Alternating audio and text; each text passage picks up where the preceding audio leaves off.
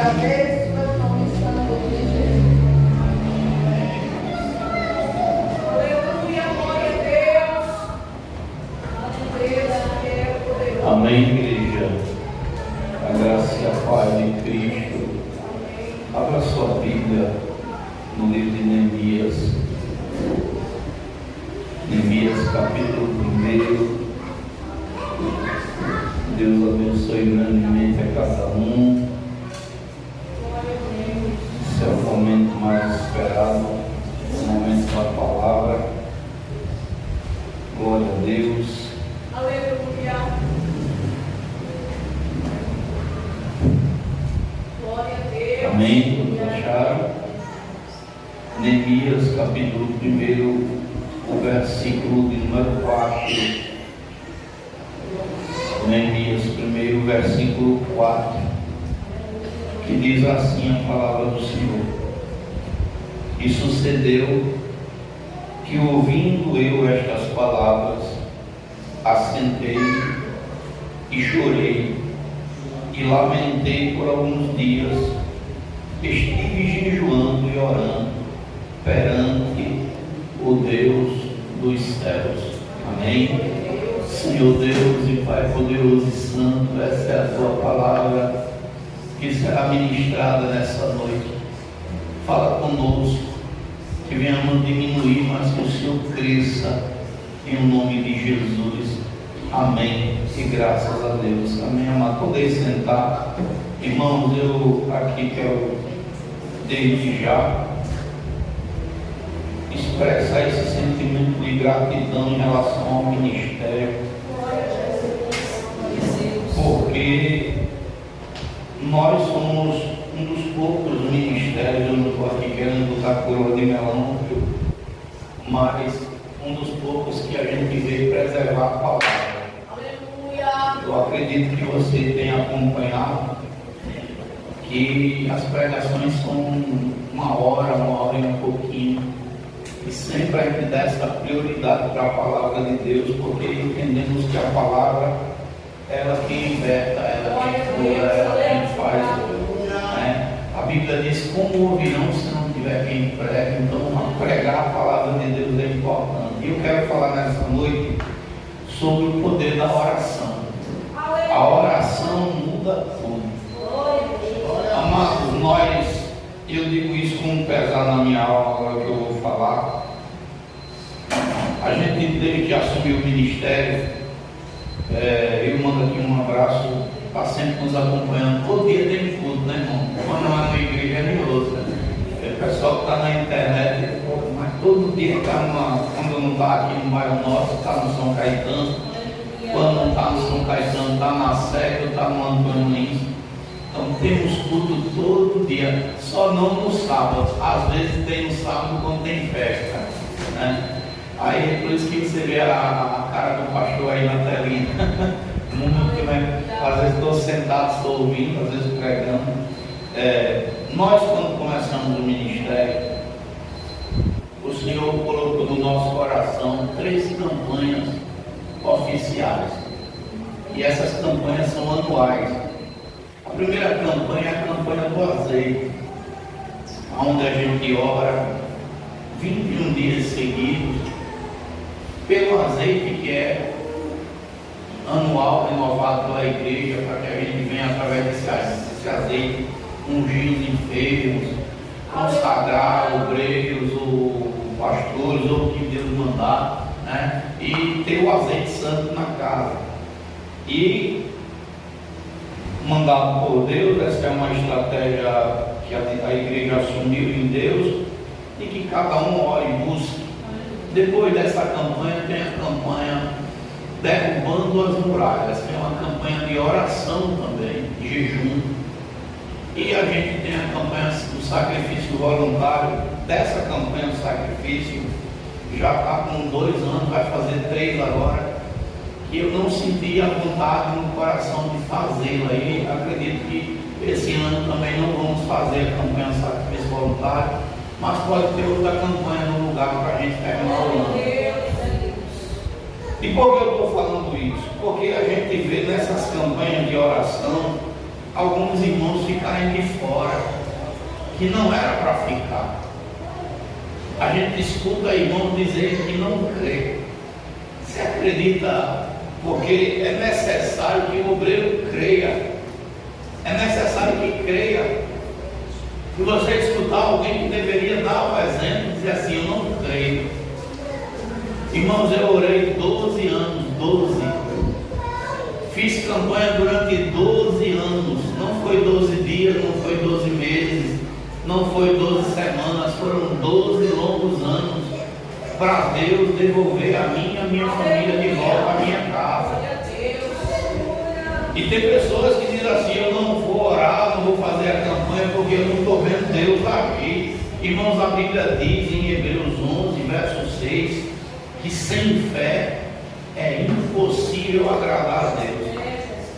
E aqueles que se aproximam, olha, eu e você que entrou na igreja hoje para adorar, para bendizer o nome do Senhor, a Bíblia vai dizer que é necessário que eu e você creia. Aleluia! Creia que Deus ele é galardoador daqueles que buscam. Então é necessário que eu acredite. É necessário que eu diga: não, Deus vai fazer. Pode ser impossível, pode ser algo que não esteja no meu alcance, mas Deus tem poder para mudar o quadro. E muitas das vezes a gente vê isso. Eu fiquei assim, né? E a minha esposa até disse algo que ela está coberta de razão. A gente não pode mandar na fé de ninguém. Eu não posso chegar e empurrar de goela abaixo, nem ninguém. Fé, não. Eu posso ministrar a palavra, mas fé é algo pessoal. Aleluia. A Bíblia diz em Marcos capítulo 9 que aquele homem, Glória a Deus, aleluia, Jesus. a Bíblia não cita o nome daquele homem, mas se nós levarmos para o campo da palavra, e eu vou fazer uma ministração em cima, eu posso até dizer que poderia ser uma mulher, que poderia ser um homem também, mas a Bíblia fala de homem. Ele tinha um filho, e esse filho tinha um problema espiritual grande. Que problema era esse? Tinha hora que o demônio jogava o filho dele no fogo, tinha hora que jogava na água. E isso era na vida daquele homem desde a sua infância, desde que o menino nasceu. E qual era o problema daquele homem? A Bíblia diz em Marcos 9, se não me falha a memória, verso 23, que o problema daquele homem era a incredulidade. Ele não acreditava que Deus podia mudar o quadro. Foi até os discípulos, e os discípulos, me baixa só um pouquinho, Isabel, 2 centavos, aqui no microfone, aqui, no microfone, 2 centavos, glória a Deus, aqui, baixa só um pouquinho, glória a Deus, amém, ficou bom. Ele não acreditava que Deus podia mudar o quadro. Foi até os discípulos, e os discípulos oraram e nada aconteceu. E ele ainda chega cheio de direito diante de Jesus: Senhor, eu levei meu filho para o teu servo e não teve nada de mudança não. Jesus olha para aquele homem e diz assim: ó, geração incrédula, até quando eu vou suportar? Aí o homem, quando vê Jesus falar, ele diz assim: Senhor, me ajuda na minha incredulidade. E ele tinha um problema de não acreditar. Tem crente que está dentro da igreja e não recebe bênção por causa do espírito de incredulidade. Então eu quero falar nessa noite sobre o poder da oração. A palavra mudar significa dar outra direção. Mudar significa,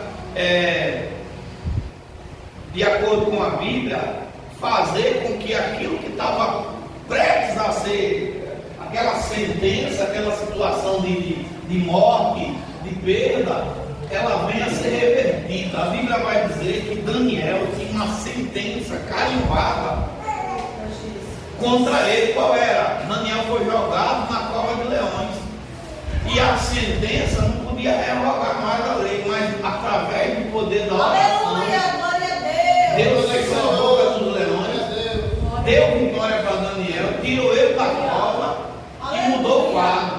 Então eu quero falar nessa noite a respeito de Neemias. Neemias, ele é chamado de reformador, tanto espiritual quanto político. Quando nós olhamos para a palavra de Deus, esse livro de Neemias começa na Pérsia. E Neemias, ele era um copeiro, um tipo mordomo do rei, servia vinho para o rei. A Bíblia vai dizer que ele está numa situação bem confortável.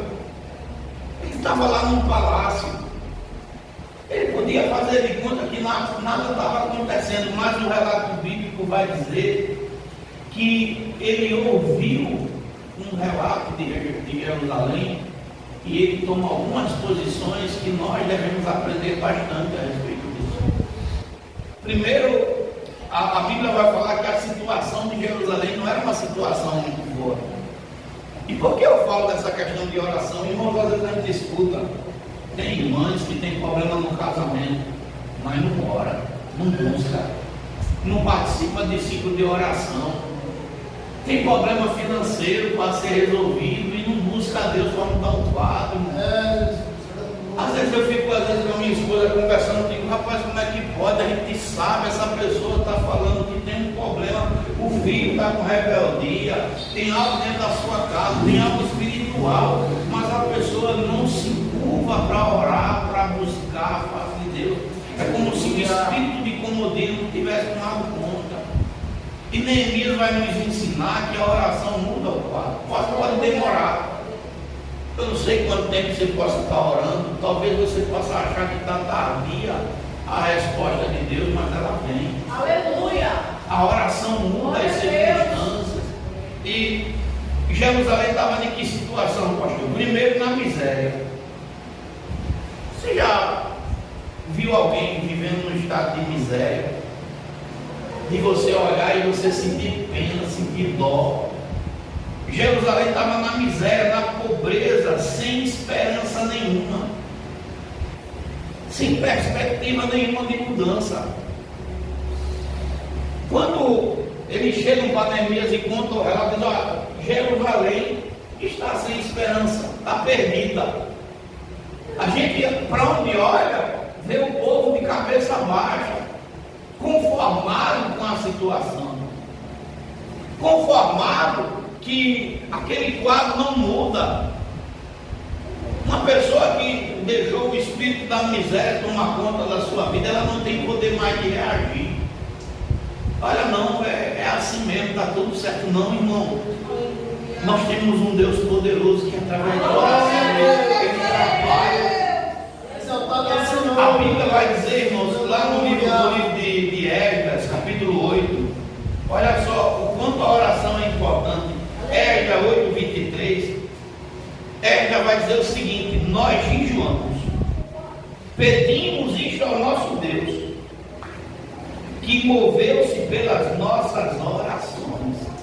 Glória a Deus. Esdras vai dizer assim: olha, a gente tinha uma dificuldade grande, tinha um problema muito sério, mas a gente começou a jejuar e orar, e a mão de Deus se moveu. A mão de Deus abriu a porta que eu não podia abrir, a mão de Deus mudou a situação, a mão de Deus curou, a mão de Deus foi lá onde eu não podia ir. Não tinha solução através da oração. Glória a Deus. Amados, a Bíblia vai dizer que Abraão, ele vai interceder por Sodoma e Gomorra. Ele está intercedendo. E quando você olha para o texto sagrado, a sentença de Deus para Sodoma e Gomorra era que aquela cidade fosse destruída. Aquela cidade ela estava sentenciada à morte. Mas a Bíblia vai dizer que quando Deus está ali destruindo as cidades, capítulo 19, verso 29 de Gênesis, quando Deus está destruindo aquelas cidades, ele se lembrou das orações de Abraão. Aleluia. Às vezes, irmãos, o diabo se levanta para matar, para destruir alguém, e por causa da sua e da minha oração, o Senhor entra e ele muda o quadro, ele dá livramento. Bem-aventurado é a pessoa que tem alguém de joelho dobrado por ela, alguém que está ali buscando. Então, Neemias, quando escuta, Jerusalém está na miséria, ele diz assim: povo está sem esperança, Senhor. E se você pensa que a situação ela não tinha como piorar, piora, porque o quadro de Jerusalém foi se alastrando mais ainda, porque alguém diz assim: olha, Neemias, não é só na miséria não. Deixa eu te dizer mais uma coisa. Amã começa a dizer aí: olha, os que estão lá em Jerusalém, né, o restante que ficaram na província estão na miséria. Verso 3: na miséria, eles estão desprezados. Você já pensou uma pessoa que está sem esperança de nada e o diabo ainda está dentro do coração dela dizendo assim: você não serve para nada, ninguém lhe dá valor, ninguém acredita em você. Então Jerusalém estava desprezado, esquecido. Você já vê, e acontece muito em famílias isso. Às vezes a pessoa está passando por um problema sério, uma dificuldade, e ninguém se lembra, e o diabo começa a trabalhar. Ninguém se lembra de você não. Você é rejeitado. Imagina a dificuldade agora de uma pessoa que está vivendo num estado de miséria e que dentro dela ela está sentindo desprezo. Dentro dela ela está achando que ninguém se lembra dela mais. Olha onde o diabo está entrando. E você pensa que não pode piorar? Piora. Ele começa a dizer: olha, estão na miséria, estão vivendo no desprezo, e o muro está fendido, está rachado. Esse muro simbolizava o que, pastor João? Esse muro era a proteção de Deus. Olha, Neemias, eles estão sem esperança, eles estão desprezados, e Deus não está protegendo lá mais não.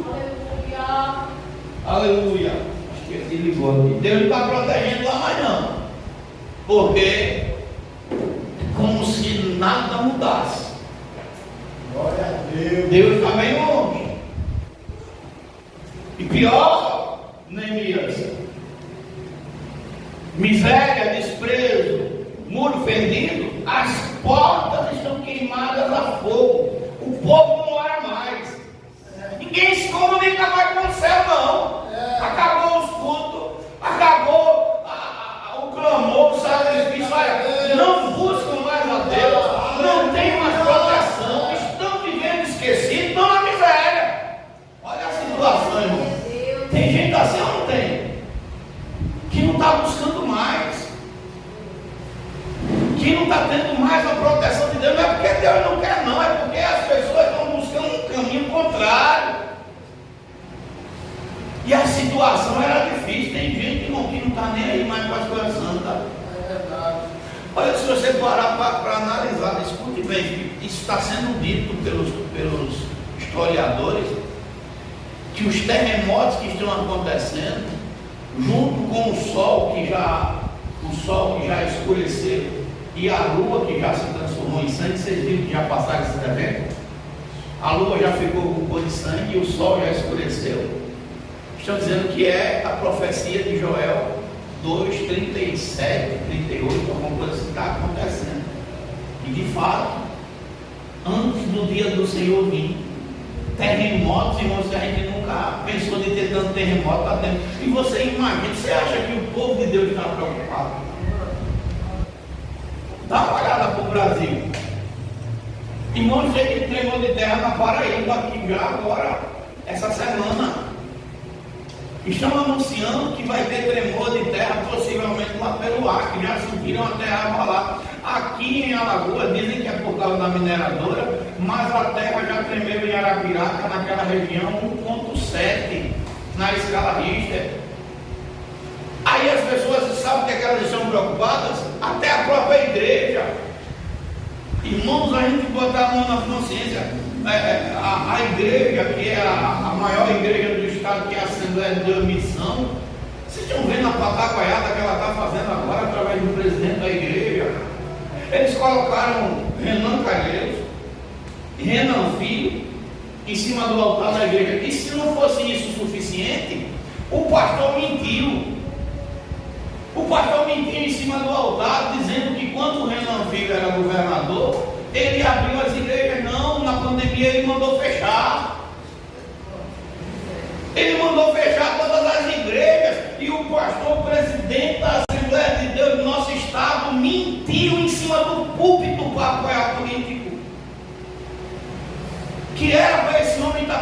preocupado com salvação, com alma, com pregar a palavra. Ele mentiu, sabe por quê? Porque o filho dele é candidato a deputado, porque ele quer ganhar o voto dos crentes. E na minha Bíblia e na sua Bíblia está escrito que quem mente é filho do diabo, irmão. Não tem nem como esse povo se esconder. Não tem nem como ele dizer que não é mentira, porque a internet está aí cheia de vídeo para provar que ele mentiu. E não só foi ele que mentiu, não. Mentiu ele, mentiu o vice dele, saiu mentindo todo mundo. E você diz assim, o povo de Deus não está preocupado. Que era que o povo de Deus estaria preocupado com a sua santidade, com a sua santificação, com a sua vida com Deus, irmão. A igreja está descendo de ladeira abaixo no pecado. Aquele pastor que é famoso, Oziel, né, que fala, ele disse assim: vocês estão inventando moda aí em cima do altar, botando coisas que não são da doutrina, ensinando tradição. Aí eu botei lá no comentário: diga quais são as tradições, pastor. Porque é tradição pregar contra a vaidade, é tradição pregar contra o paganismo, é tradição pregar contra o mundanismo, dizer que o crente não é mundano. Qual é a tradição? Você vai ver a igreja descendo de ladeira abaixo, irmão. Quem era para dar o exemplo está contrário. Aleluia. Aleluia. Você pode entrar lá no centro de Rio Largo, lá no centro de Maceió, vá dentro da igreja hoje, na igreja, para ver se as pessoas estão preocupadas com o arrebatamento. Ó, de jeito nenhum. Neemias, quando ele escuta essa situação de um povo que está na miséria, de um povo que está desprezado, de um povo que está com o muro fendido, com as portas queimadas, Neemias toma uma atitude diferente. Aleluia. Que era e é as atitudes que eu e você devemos tomar. Aleluia. Por que aqui não tem mais revelação? Por que aqui Deus não está falando mais com a igreja? Será que é porque Deus deu as costas para nós ou porque a gente está deixando as coisas de Deus em último plano? Você já pensou se eu, como pastor, eu chegar aqui para você e dizer assim: olha, irmãos, eu não creio que Deus pode mudar o quadro? Que pastor sou eu? Vai para pensar. Aonde o povo de Deus está entrando, irmão? É só você parar um pouco. Não estou aqui querendo forçar a barra com nada. E você fazer uma reflexão. A trombeta pode tocar a qualquer momento. Aleluia. Você já pensou que a gente pode não ter nem um amanhã? Porque a gente acha que está demorando, tá não. Aleluia. Eu preguei Glória a Deus. domingo lá no São Caetano, no capítulo 3 de Pedro. Preguei lá em Pedro, vou até abrir aqui para falar com a igreja. E lá em Pedro fala algo interessante. Glória a Jesus. Aleluia. Aleluia.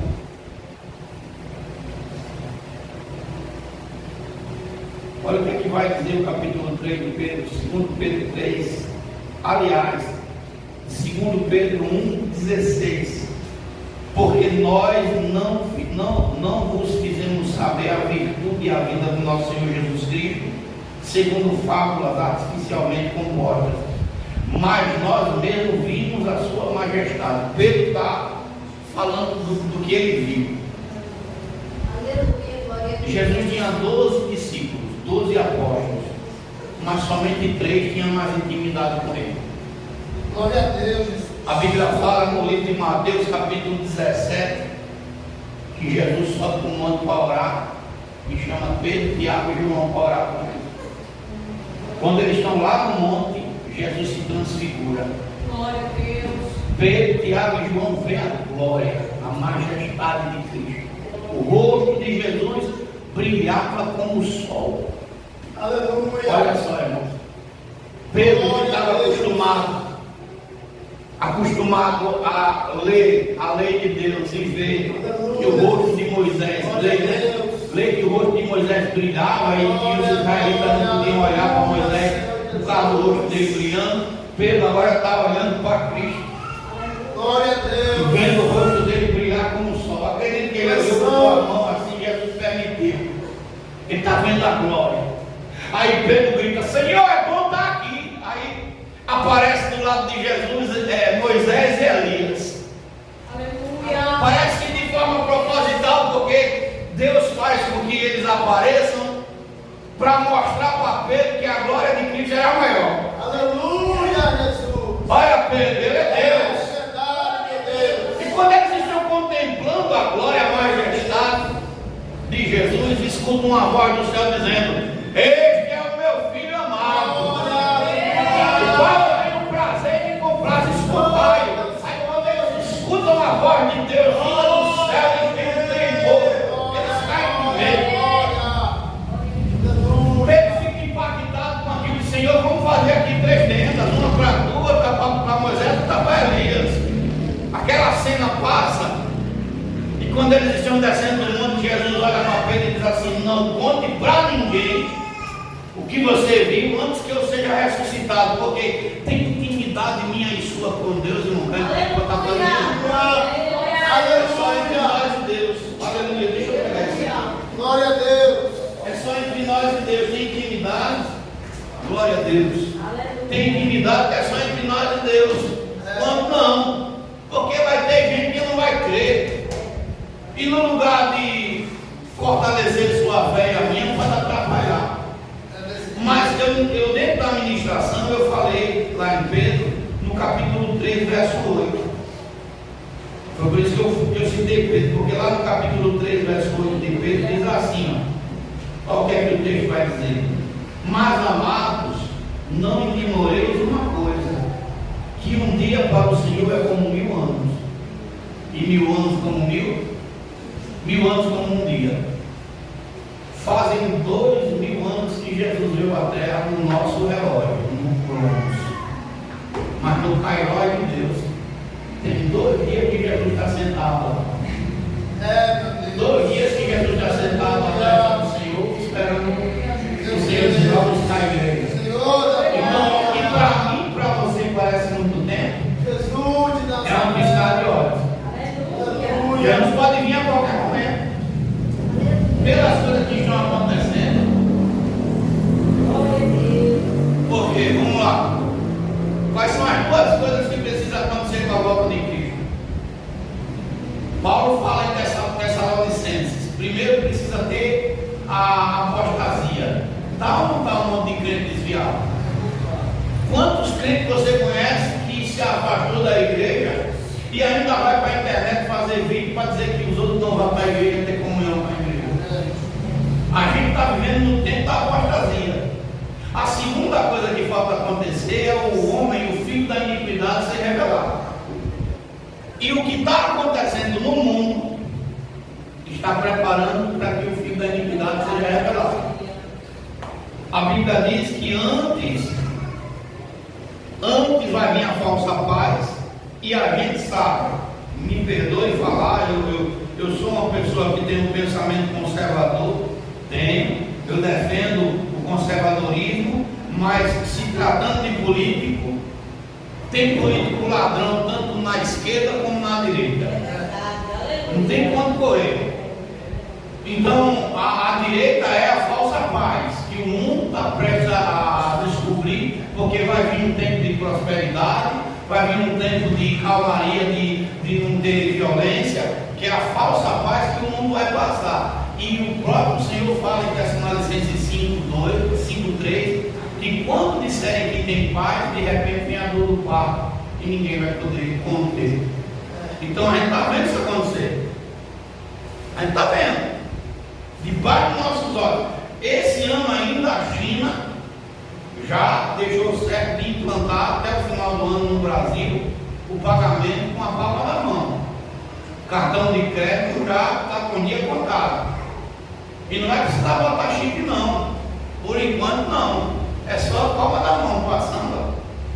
E você vai ter seus dados, todos eles, computados, e vai poder pagar com a palma da mão. A gente está vendo com os nossos olhos que o mundo caminha a passos largos para entregar tudo nos pés do anticristo. Está vindo aí. A Bíblia diz, e a Bíblia é clara em Salmo 58, verso 9: antes que eu e você sinta o calor dos espinhos, que as panelas se aqueçam, o Senhor vem buscar a igreja. Aleluia, A indignação, como um redemoinho, vem arrebatar. E quem ficar aqui, irmão, o negócio vai ser sério. Então Neemias está orando. Neemias está orando. As atitudes de Neemias mudam tudo. Neemias não orou uma semana, não. Foram 4 meses de longas orações, de busca, de pedido de socorro. E ele não estava orando a Deus pedindo carro. Ele não estava orando a Deus pela vida dele. Ele não estava orando a Deus para que ele arrumasse um emprego. Não, ele estava orando pela vida dos seus irmãos que estavam vivendo numa situação difícil. Agora, qual é a atitude de Neemias? A primeira atitude está no texto. Neemias capítulo 1, verso 4. E sucedeu que, ouvindo eu estas palavras, a primeira atitude dele, ele ouviu. Eu estava falando com o irmão, ele ficou com raiva de mim. Mas eu disse a ele, eu disse: rapaz, você tem 5 anos que anda comigo e você não aprendeu nada. Pastor, o senhor me ofendeu. Ofendeu o quê? Porque se você tivesse aprendido, você não estava em prática. Em todas as áreas. Qual foi? Às vezes tem crente que diz assim: aprendi com o pastor, você aprendeu mesmo. Cara, aprendi com o pastor. Eu não maltrato minha esposa, eu trato ela com todo o amor e carinho. Eu não ando maltratando ninguém, agora eu prego. Se for para falar, eu falo. Eu disse: rapaz, você não aprendeu nada. Pastor, eu disse umas coisas, eu fiquei chateado. Ligou para mim, fiquei chateado, porque o senhor disse que eu não aprendi nada, ainda me chamou de mentiroso. Eu não me chamei de mentiroso. Eu disse que você insistia no erro, fazendo algo que não era para ser feito. Mas aí eu parei e disse: mas vamos lá, o que é que custa para você consertar o que você errou? Uma pessoa prefere ficar em cima do orgulho, irmão. Vou não vou pedir perdão não para ninguém me achar com cara de grosso. Então vá para o inferno com o seu orgulho e tudo. E eu vou dizer o quê? Me diga aí. Porque se eu como crente, se eu como servo de Deus, eu não consigo pedir perdão, alguma coisa está errada comigo. Alguma coisa está errada. Eu posso estar em qualquer outro evangelho, mesmo no de Cristo. Se eu não consigo reconhecer que eu errei, irmão, pelo amor de Deus. Não vou pedir perdão para minha mulher, não, senão ela vai ficar problema. Então, se você não pedir perdão para ela, ela arruma outro, tu fica escondendo. E ponto final. Ou não é assim que a vida está agora? Pastor, o senhor está sendo duro comigo, estou sendo realista. Como tem camarada com 30, 40 anos de idade querem ser tratado como uma criança de 10 anos. Ah, peraí, tenha paciência. E quer ser colocado no colo, vai para aí, imagina. Então, pastor, não, meu irmão, Neemias falou para ouvir. Senhor, o senhor quer que eu faça? Senhor, onde é que eu estou errando? Será que não erra nada? Um casal, quando está brigando, será que não tem erro nos dois lados? Não, é? Só erra um. Hein, pastor? Será que só tem erro de um lado ou não tem erro dos dois lados? Às vezes uma mulher não cega, às vezes um marido incompreensível. Ou será que não dá para conversar? Eu fui na casa de uma irmã, pai só, separada. Eu não sei como é que esse povo, ele diz são crentes. Porque na minha Bíblia e na sua está escrito. Vamos ler? Vamos ler. Está escrito. Livro de 1 Coríntios 7. Verso 5. Não vos priveis um do outro. Essa palavra privar é namorar mesmo. É beijar, é fazer amor. Pronto. Falei. Glória a Deus. Né? Não vos priveis um do outro. Porque olha o que é que o texto está dizendo. Não vos priveis um do outro, senão por consentimento. E esse consentimento é por quê? Mútuo, por algum tempo, para vos aplicar o jejum e a oração. É lógico que ninguém é doido que tem um período que a mulher disse aquilo. Não. Olha, meu filho, essa semana você não me procure porque eu decidi orar. Tá certo, minha filha, vamos orar nós dois juntos. É assim que Deus quer que faça. Mas olha o que é que Paulo diz: para vos aplicar em oração, e depois ajuntai-vos outra vez, para que Satanás não vos tente, não entre no meio. Aí eu fui lá conversar com um casal separado. A primeira pergunta que eu falei é: vocês estão namorando? E não é a pergunta que tem que ser feita, irmão, porque se não. Aí a mulher disse: esse pastor não é de Deus, não, porque veio perguntar se eu estou namorando. Minha filha, vai ler a Bíblia, porque se tu não está junto, numa só carne com o teu marido, ele não está junto, numa só carne contigo, o capeta já entrou faz tempo. Aí vai dizer: não, esse pastor não é de Deus, não, está tudo certo, então continue assim, continue com a sua vida destruída. Continue com o seu casamento destruído. Vá, fique em casa com raiva da sua mulher. Vá dormir com raiva dela. Fique com raiva do seu marido. Vá dormir com raiva dele. E veja quem entra no meio. Quem é que se atravessa? Se Deus vai estar no meio dessa relação, ou se não é o diabo que entra. Aí não é pastor não, porque veio perguntar. Eu vou perguntar o quê? Eu não estou preocupado, é o que você faz. Você faz o que você quiser. Pega no dedo do pé, pega no dedo da mão. Não tem nada a ver com isso.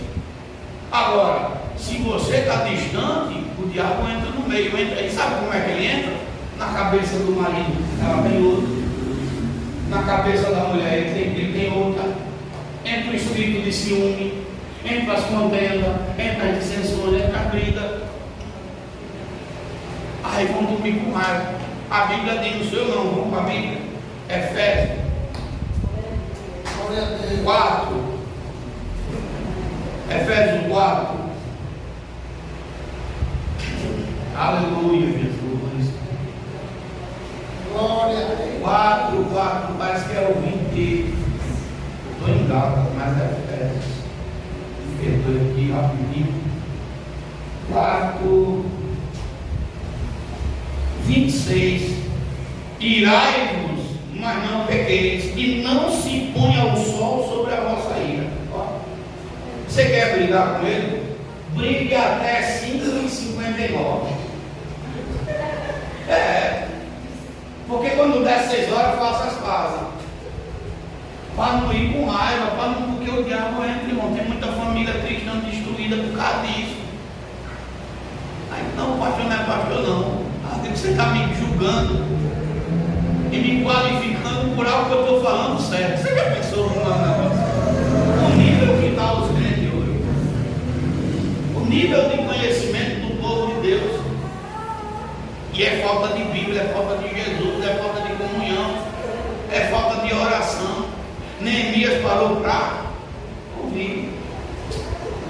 Aí às vezes a gente acha, vamos lá, que Deus só fala comigo se for por sonho. Não é assim, né? Tem gente que pensa assim, né? Deus só fala se for por sonho. E se eu vou mostrar para você que Deus também fala pela boca do homem ou pela boca da mulher? Deus também fala. Deus também pode usar a tua esposa ou pode usar teu esposo para falar para tu. Ah, pastor, não. A Bíblia diz que Abraão arrumou um filho com quem? Com H. Foi Deus que mandou ou foi ele que quis com Sara? Ele que quis com Sara. O Ismael está com quantos anos agora? Está com 13. E o Isaac está lá pequenininho sendo desmamado com 5. O Ismael está zombando do Isaac. A Sara veio. E o que é que Sara disse para Abraão? Manda esse menino embora, porque senão não vai ter promessa de Deus na nossa vida não, porque o Isaac é submissa a ele. Ele vai dominar o Isaac. Abraão achou a palavra pesada ou não achou? Mas quem estava falando na boca de Sara não era Deus não? E depois Deus disse: escute Sara, porque o que ela está falando é o que eu quero que você faça. Manda Agar-se embora. Agora, como é que você vai escutar a sua esposa em casa se você não para nem para conversar uma hora com ela? Você está lá viciado no celular.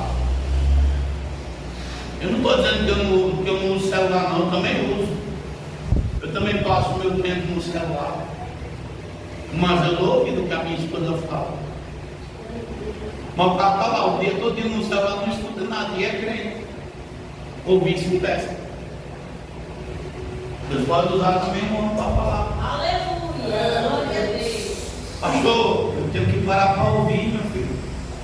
Às vezes Deus está falando até com a chuva, na boca da chuva Deus está falando. Se você está com sua sensibilidade espiritual aberta para Deus, você vai escutar a voz de Deus. Você vai escutar. Esses dias o irmão falou que teve um sonho, eu disse, Deus está falando com você, meu filho, Deus está lhe chamando. Ele está dizendo, pule desse muro aí. Você pula se quiser. Mas que Deus está chamando ele, está. E Deus deu vários sinais nos cultos. Cadê o toque? Ele digo, qual foi o pregador que te chamou assim, assim? Disse, nenhum. Eu digo, olha o pregador te chamando. Qual foi? Eu saí mostrando, olha os sinais aqui. Se liga aí, aprende. Porque Deus quer que a pessoa cresça. Neemias parou para ouvir. Segundo, né? O que significa? Ele atendeu a voz de Deus. O que Deus está falando para você? Talvez Deus está querendo que você deixe algo que para você pode ser simples, mas para Deus é algo que está impedindo. Deixa isso, talvez uma amizade, talvez algo tão simples. Olha, esses dias eu vi uma pessoa falar, não foi nem com uma pessoa, escute bem. Eu me esqueci que foi, me lembrei agora. O pregador estava pregando, não foi assim? Aí eu olhei para uma irmã e disse para a irmã, isso lá no culto. Disse, olha, a libertação de A, de B, de C e de D, eu vou falar diferente, vou falar assim, depende de você tirar isso da sua vida. Olha só, irmão. Deus chegou para a irmã, usou um pastor e disse, olha, depende de você tirar isso, essa vaidade que está em você. A libertação de A, de B, de C e de D na sua vida depende de você tirar isso. Deus está mandando você tirar isso. Entrou aqui e saiu do outro lado. A pessoa está vendo o A, B e C sendo derrotado, mas não deu ouvido à voz de Deus lá atrás, porque Deus falou na boca do anjo e disse, olha, você precisa deixar isso. Glória a Deus. Não foi assim que a pessoa falou? E a gente estava no corpo. Ele está falando que está não, vovó. Está não. Porque só falta Deus descer e desenhar. Porque a pessoa não quer abrir mão de um batom, de pintar uma unha, pelo amor de Jesus, irmão. Se Deus está pedindo para tu santificar, porque Ele está querendo te dar unção, te dar graça, renovar a tua fé, tua visão. Mas tem gente que está pegado com um pedaço de salão. Eu quero ser crente, mas eu quero estar com uma saia da Anitta. Então continua com a Anitta. Continua. Não, eu quero ser crente, mas eu quero andar como um mundano. Então continue andando como um mundano e você vai ver que nada sai do lugar. Não tem pra onde correr, irmão. Não tem meio termo, não existe isso. Neemias parou para ouvir. Atendeu a voz de Deus. O que é que ele faz? Qual é a segunda coisa que Neemias faz? Neemias assentou-se. Você sabe o significado dessa palavra? Se firmar. Tem gente que não se firmou ainda, não se decidiu o que quer da vida. Está aqui, ó, um pé no mundo, um pé na igreja, assim, ó. Não quer saber de decisão com Deus, meu irmão. Você tem que tomar uma posição na vida. Não dá para ficar o tempo todo em cima do muro, não. Ou é ou não é. Ou pertence ou não pertence. Ou faz parte ou não faz. Neemias assentou-se. A Bíblia diz que Jesus entrou na casa de Marta e Maria. Qual foi a atitude de Marta? Preocupada com tudo dentro de casa. Ah, Senhor, está faltando isso, vou arrumar a casa, vou limpar, vou fazer o quê? E Maria fez o quê? Assentou-se nos seus pés. Se firmou. Rapaz, a minha vida é essa daqui agora, é dessa forma, é dessa maneira, e é desse jeito que eu vou seguir agora, firmado na glória. Pode dar o que for. Tem uns irmãos, aí eu não digo. Foi o que eu falei ontem. chega no altar, prega e prega bonito, viu? Pode dar sangue na canela que eu estou aqui. O sangue não chega nem no dedo, irmão. O sangue não chega nem no dedo que a pessoa já fica correndo. Eu digo, cadê o irmão que disse que podia dar sangue na canela? Poder dar não, irmão. Na hora da tribulação, podia dizer assim, pega Rex. Oxe, meu irmão, deixa de ser crente. No instante disse que nem conhece ninguém. Porque a pessoa só está com conversa, palavras jogadas ao vento. Olha, pastor, eu decidi ser crente. E o diabo está querendo usar, se levantar no meu casamento. Agora é que eu sou crente. Vou orar pelo marido, vou orar pela mulher, vou orar pelo filho. O diabo se levantou contra a minha finança. Vou orar, vou pedir a Deus para me dar esta fé, vou pedir a Deus para me dar esse quadro, porque os meus pés estão firmados na rocha. Eu estou firmado no Senhor. Não é o que acontece em minha rocha que vai me abalar. Jesus vai me dar um escape.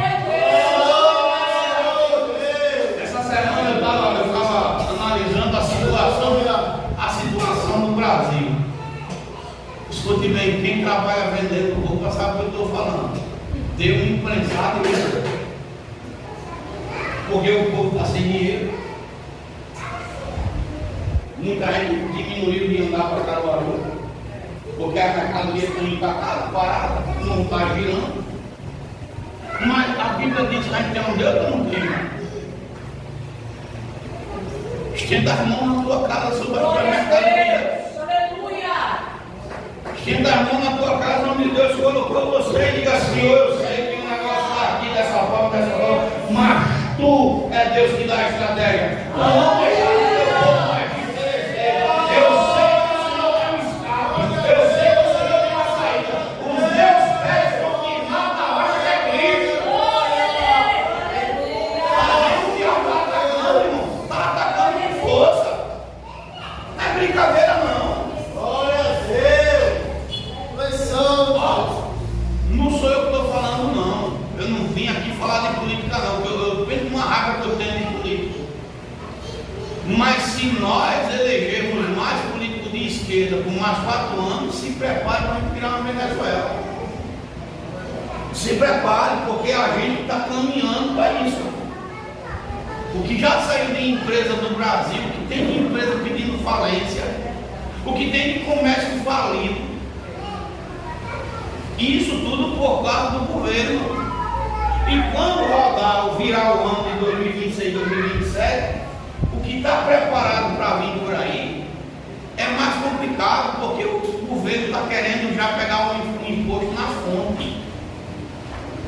A irmã trabalha vendendo roupa, vamos supor que ela venda lá um vestido por R$100 e o governo cobra de imposto 20. Quando ela for passar o cartão que a pessoa for pagar, só recebe 80.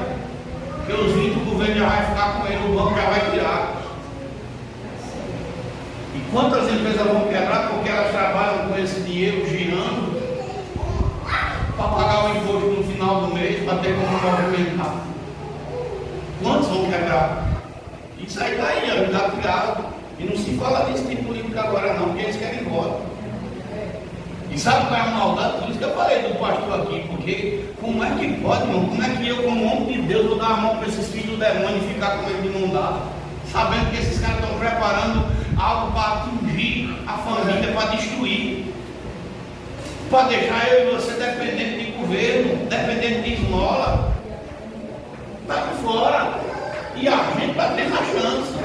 Eu não tenho lado político não. Aliás, eu sou conservador, eu não estou defendendo nenhum político não. Eu estou falando que está aí na nossa frente. Na nossa frente. Aleluia. Eu fui na Bahia, está com 3 anos, 4 anos que a gente foi para a Bahia. Está com mais, tá? Salvador. Eu tenho pessoas que eu amo lá em Salvador. Mas Salvador é uma capital entregue à política de esquerda tem mais de 20 anos. Vai ver lá Salvador como é o problema. Passa uma semana lá para tu ver a bocada. Vai na Bahia. A maioria das cidades da Bahia tem cidade da Bahia que não pode nem pregar mais livre na rua.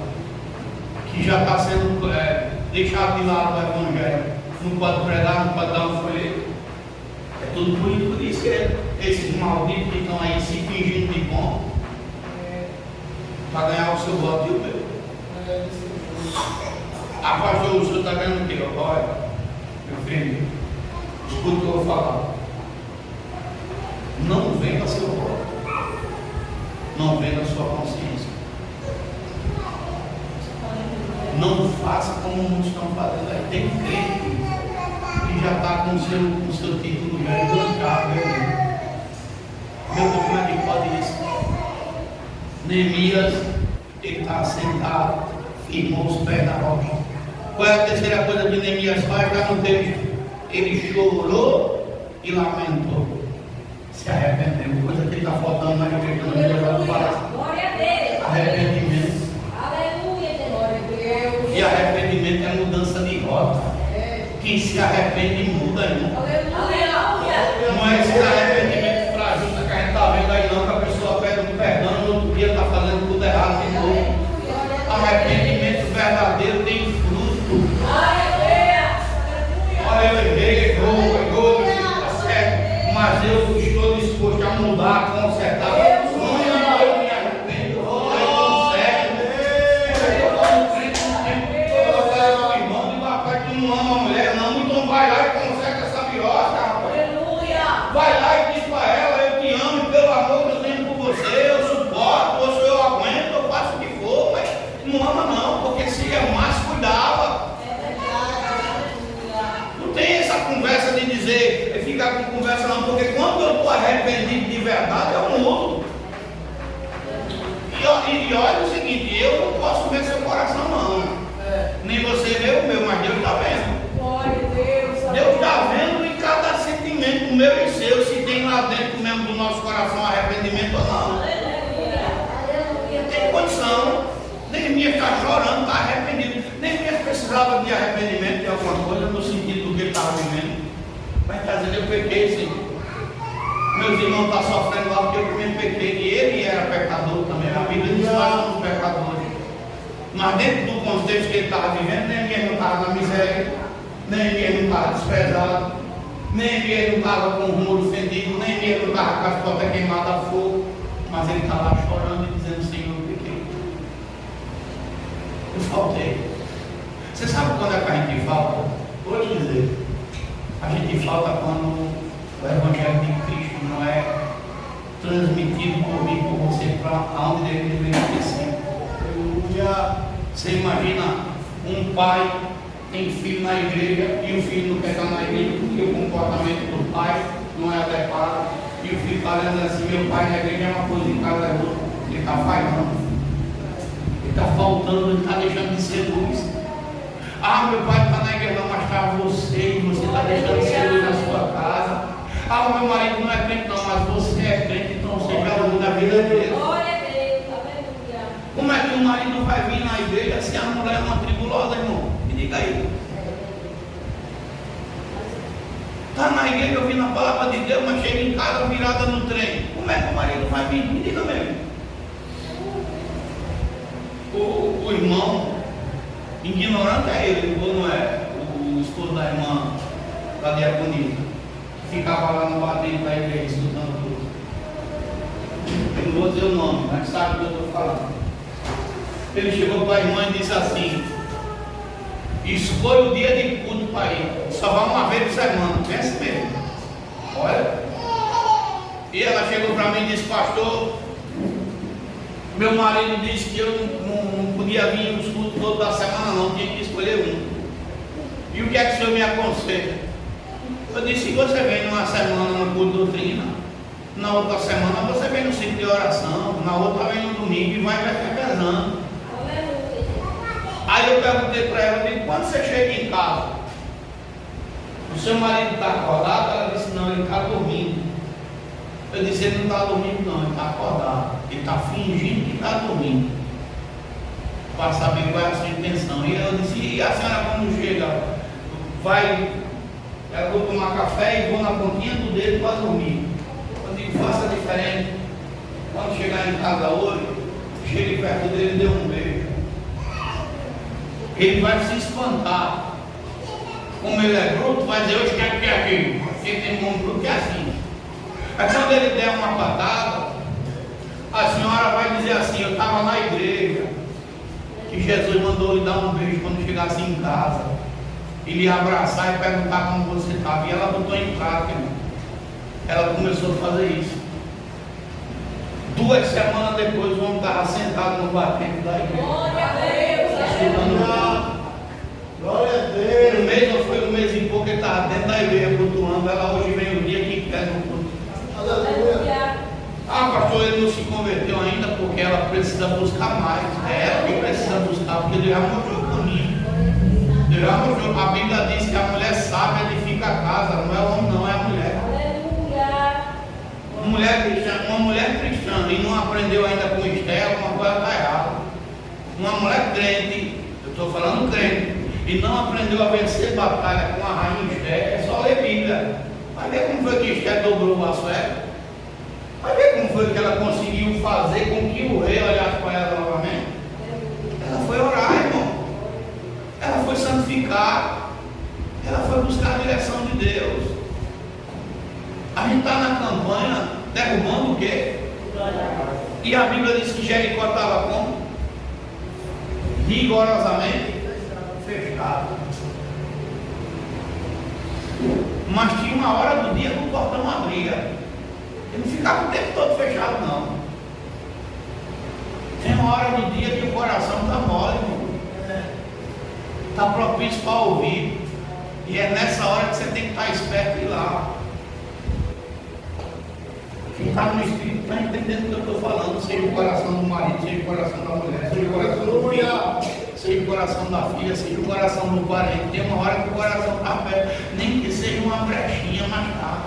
E é ali onde você tem que estar na brecha ali. Senhor, vai aqui.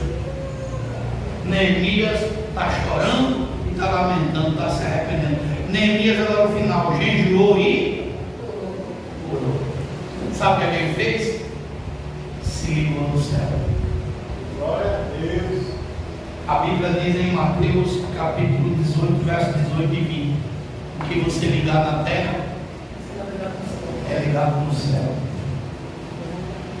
Começa a ligar no céu as coisas que você quer. Glória a Deus. Eu não estou aqui prometendo que vai mudar amanhã ou depois, não. Possa ser que demore um tempo. Mas sabe quem tem que mudar? A primeira mudança tem que ser dentro de mim. Glória a Deus. É eu quem tenho que mudar primeiro. Eu quem tenho que ter essa mudança. As pessoas querem que as outras mudem se elas mudarem primeiro. Sou eu. Se eu quero que a minha esposa me ame, eu tenho que amá-la primeiro. Se eu quero que ela me respeite, eu tenho que respeitá-la primeiro. Se eu quero que ela me admire, eu tenho que admirá-la primeiro. Se eu quero que ela cuide de mim, eu tenho que cuidar dela primeiro. Isso é lei, isso é Bíblia, irmão. Como é que eu quero colher o que eu não planto? Eu estava no trânsito, eu me lembro disso como se fosse agora.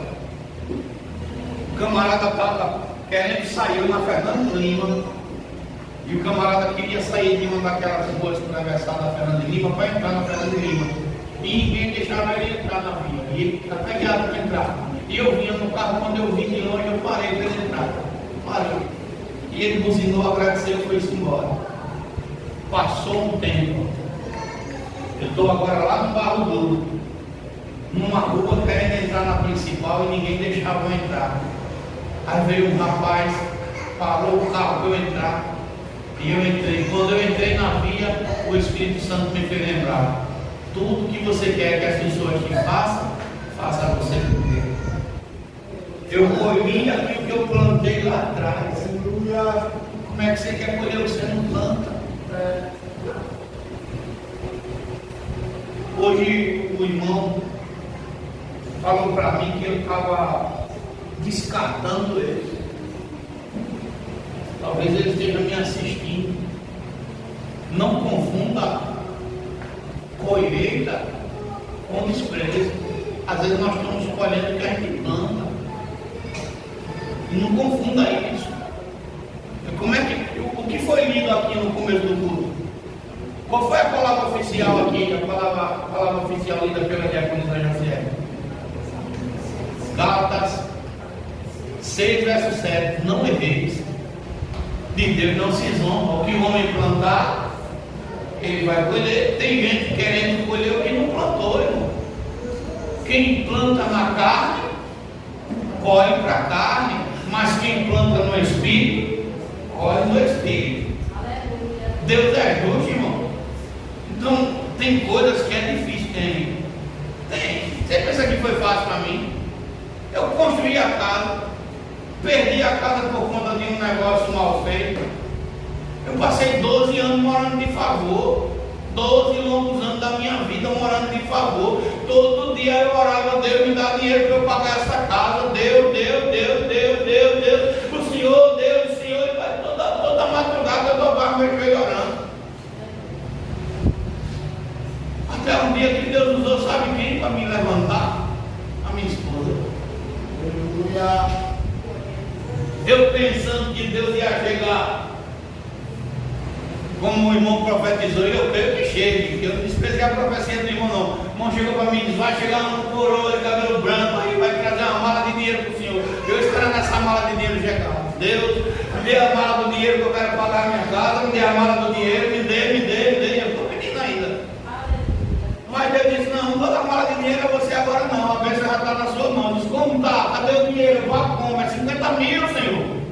Quanto vai ver? Eu disse: meu Deus, ô Senhor, o Senhor tem noção da pressão que eu estou? Quantas madrugadas? Até Deus veio para minha esposa no altar. Vai se levantar não? Deu uma chicotada na palavra em mim. Aí eu me levantei. Sabe o que é que eu precisava? Ser um Davi. Olhar para o gigante e dizer assim: vou te derrotar no nome do Senhor.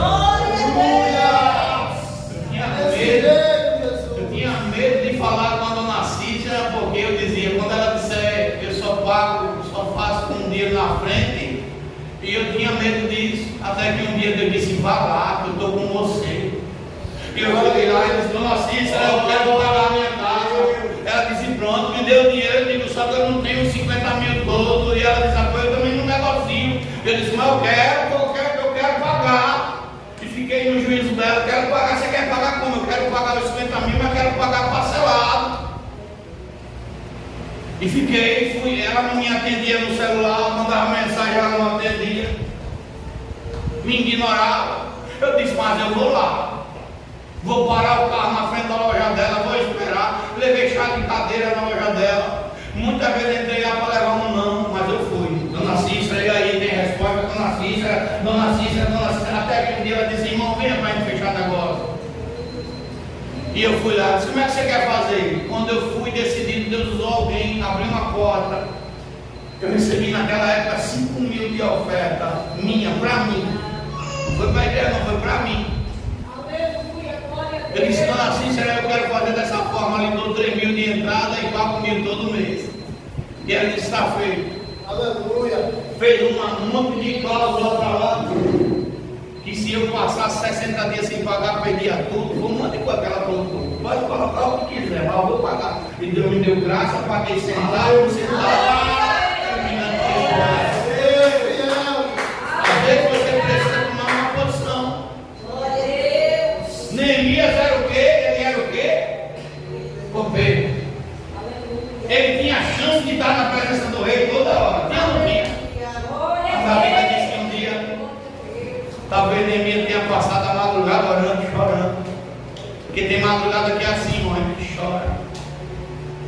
Quantas madrugadas eu solucei. Eu me lembro de uma madrugada, eu tinha pregado nesse dia. Deus tinha me dado tanta graça para eu pregar. E geralmente quando Deus nos dá graça, a gente fica feliz. Mas naquela madrugada eu fui orar e comecei a chorar. Chorei. E o Espírito Santo chegou perto de mim e disse: por que você está chorando? Olha como ele é tão lindo. Por que você está chorando? Eu tenho umas coisas aqui. Ele disse: eu não já disse que sou com você. Glória a Deus. Eu não já disse de todos do lado. Não acredita no que ele está falando, irmão. Experimente ir para a guerra, experimente, pode ir na frente, ele dá vitória. É desse jeito, meu Deus. E naquela madrugada eu senti passar a mão na minha cabeça e mandar dizendo assim: não chore, irmão. Aleluia. Você vai vencer. Sabe o que o Espírito Santo está mandando dizer para a senhora? Não chore, não, ela vai vencer.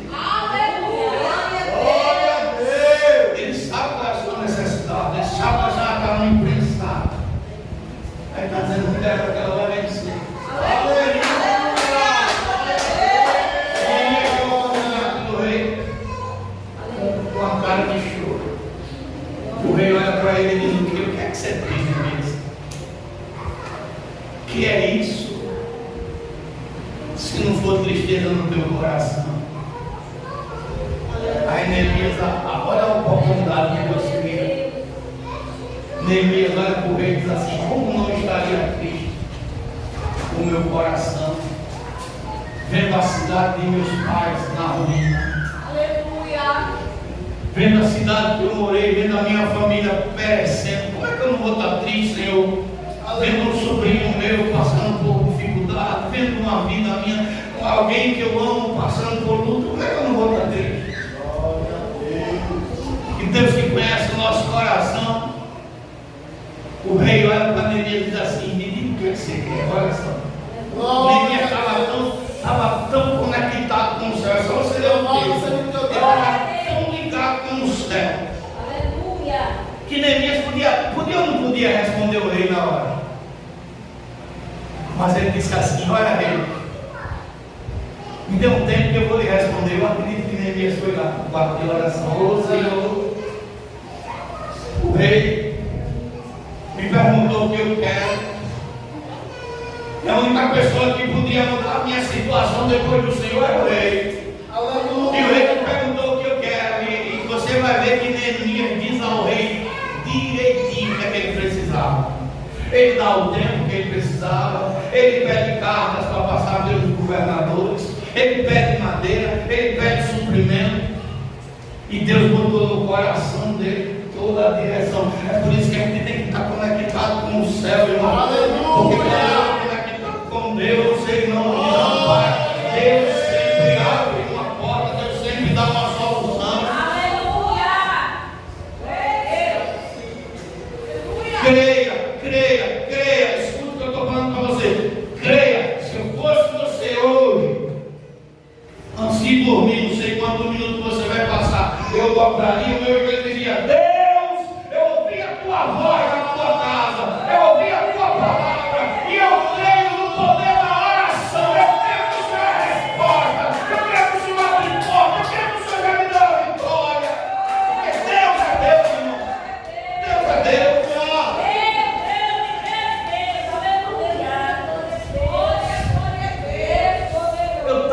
Eu estava no altar. Eu não me esqueço desse dia nunca. Eu querendo pegar um empréstimo no banco de uma meta. E eu estava fui, sabe? E a missionária Elba me ligou. E eu estou assim, eu digo: Deus vai falar comigo não. Porque estou na minha. Terminou tudo, já estava arrumando as malas para ir embora. O missionário, quando eu estou descendo o altar, disse: assim diz o Senhor, não faça nada sem o meu aval primeiro. Eu disse: eita, fiquei ali. Escreveu no tempo de Deus. No tempo de Deus, Deus abriu a porta. Me deu a provisão que eu precisava para reorganizar minhas finanças. Estou eu de novo no altar, sentado na cadeira. Vem a pastora daí e diz: homem, o Senhor vai te dar uma bênção, mas tu vai passar por um processo primeiro. Aleluia. Tudo que eu estou passando, Deus falou antes. Digo: obrigado, Senhor. Esse dia o irmão falou comigo: Deus tem uma bênção para dar a você. E não é para que você pensava, não. Já está pronto, já está comprado. Deus vai botar na sua mão. Aleluia. Deus sabe, Ele sabe do que você precisa. E sabe qual é as melhores orações? Quando a gente rasga o coração diante do Senhor. Glória a Deus. Não é falar bonito, não é ficar, não, seja você mesmo. Aleluia. Tiver que chorar fora. Feche a porta do seu quarto, ou vá no lugar que você tenha separado para Deus e diga para Ele. Deus é um Pai muito justo. Ele é um galardoador do que a gente pede. Ele dá muito mais. Eu costumo com a minha esposa, ela me pede uma coisa, eu dou o dobro que ela me pede. Sempre eu fiz isso. mas Deus é muito mais ainda. Aleluia. Se eu, que sou pecador, consigo fazer algo acima da expectativa, imagine Deus. Deus, Ele dá muito mais do que nós pensamos. A medida dele é sacudida, recalcada e transbordada. Não deixe de orar, não. Vamos ficar de pé em nome de Jesus. Ore sempre, apresente a Deus suas dificuldades. Senhor Deus, nós precisamos nos comunicar mais contigo. Oh Jesus, te peço que tenha piedade de nossas vidas. Quanto de nossos irmãos está sofrendo, Senhor. Eu vi hoje um testemunho na internet que eu chorei. Aquele senhor estava falando que o rapaz estava com tanta fome e queria comer, e ele comprou um pastel para aquele rapaz. E ele ficou observando aquele rapaz comer, Senhor Deus, e ele comeu só a metade do pastel, porque ele deixou a outra metade do pastel para o seu pai, que estava desempregado, também não tinha comido nada. E aquele homem sentiu no coração, Pai, de abençoar aquele jovem, abençoar o pai dele. Ah, meu Deus, o Senhor não tem nos deixado faltar nada. Nós estamos de pé, Senhor. Muitas das vezes é uma coisa supérflua aqui ou ali, Pai, e a gente às vezes reclamamos.